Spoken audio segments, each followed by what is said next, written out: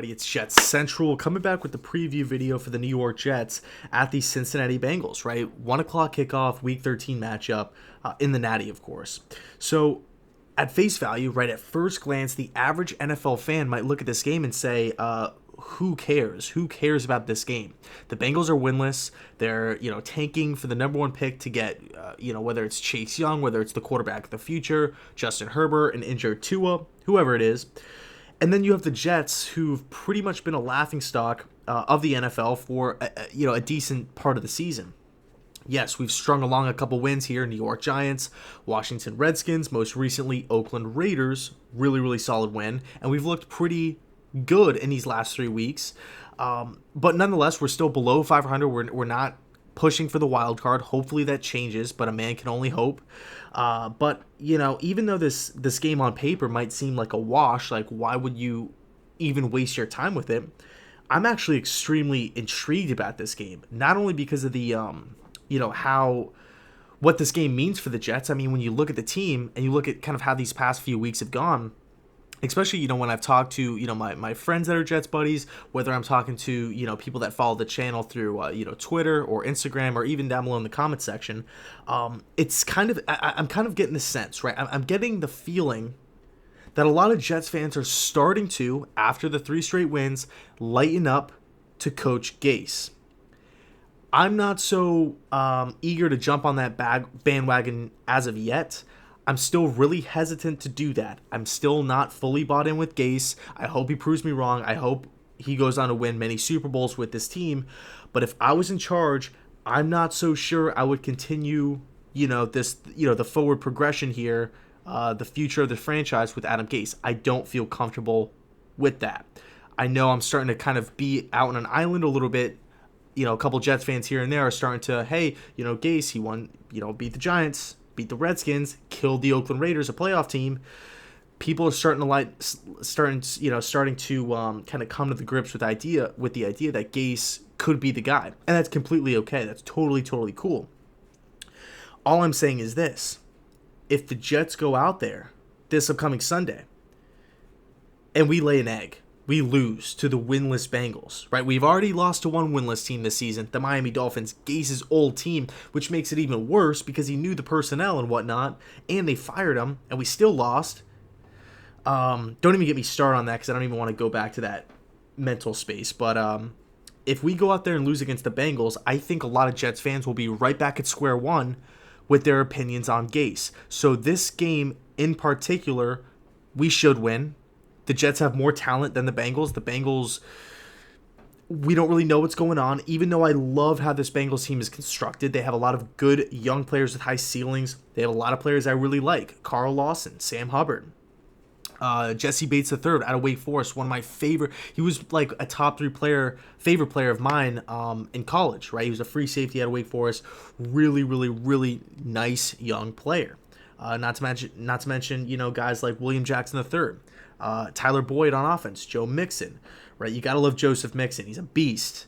AJ Green's still hurt, and a notable change has been made at the quarterback position for the Bengals. They're shifting back to Andy Dalton, right? The Red Rifle, Andrew Dalton, whatever you want to call him. That move specifically, that's going to make a difference here, okay? Because Ryan Finley, mid-round pick at NC State, I wasn't really high on him coming out of NC State, a lot of people were. A lot of people were really high on this guy. I actually never really kind of bought into Finley. Obviously, he was a transfer over and stuff like that. And, he did go to the Senior Bowl and stuff like that. But all in all, I was never really fully bought in with Finley. I was hoping that the Bengals would take Dwayne Haskins at spot number 11, but they opted for Jonah Williams, who, of course, is hurt and he's out for the entire season. So bottom line is this: the Bengals should look a little bit better this Sunday against the Jets than they have looked in the past couple weeks, right, against the Steelers and stuff like that. But make no mistake about it, the Bengals have not won a game, but this team fights. Okay, this team fights. I know a lot of people are on the anti-Zach Taylor bandwagon here, but I actually respect Taylor. I love Coach Taylor. I think he's a bright young football mind. I think the Bengals are going in the right direction. I think this team has a lot of holes. They're obviously dealing with a lot of injuries. They were missing Cordy Glenn for a little bit. I don't even know if he's still hurt. I think he still could be hurt. I'm not too sure.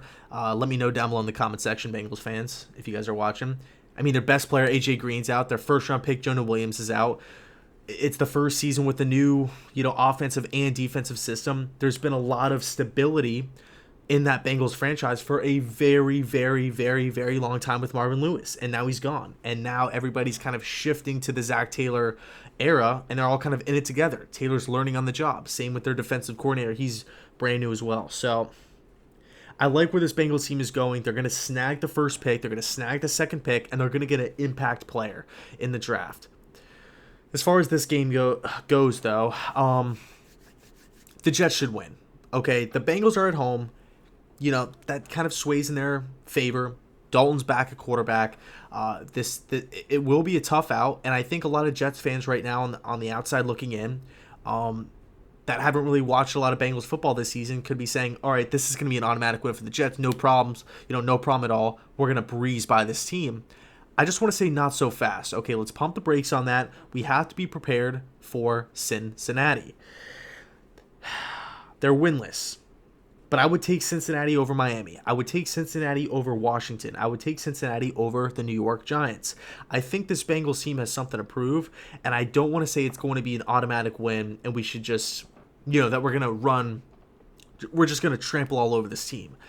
Not so fast. Let's pump the brakes. Let's take our time and come up with a solid game plan and go into Cincinnati and hopefully get the dub, all right? Because this game does mean a lot for the Jets. It means a lot for Adam Gase. Like I said, if we lose to the winless Bengals, making it the second winless team that we lose against this season, all the Jets fans are going to be right back at square one, like I was alluding to before, and they're not going to be with Gase. They're going to say, what the hell's going on? Why are we losing these games we should be winning? And that's really the bottom line. So I'm expecting a fun game. I'm expecting a competitive game, and I really want to see what the Bengals defense kind of brings, because this Bengals defense is underrated, right? The pass rushers that I mentioned before, guys like Sam Hubbard and Carl Lawson, back-to-back defensive end or bookend defensive ends here. How do those guys match up? And both of those guys are extremely young, by the way. One out of Auburn, one out of Ohio State. How do those guys match up against our tackles? Because right now our tackles are banged up, right? Edoga got hurt. Beachum got hurt. We need to get the ball out of Sam Darnold's hands quickly. We need to establish a running game, because I have a feeling these pass rushers for the Bengals, I mean, this is no joke here.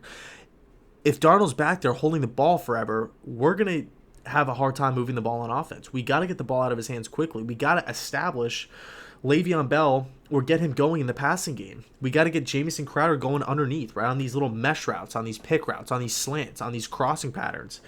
We have to let Darnold feel comfortable and not be knocked down early in this game. That's going to be the plan for Cincinnati going in. They're going to try to blitz, and they're going to get after Darnold early. I have a feeling that's what's up Cincinnati's sleeve. How do you combat that? Getting Bell, going in the screen game, really just getting the football out of his hands quickly. A lot of quick release stuff, a lot of easy reads, one read stuff, 1, 2, 3 balls out. And we should be fine. We should be fine. So I'll leave it there. Let me know your thoughts down below in the comment section.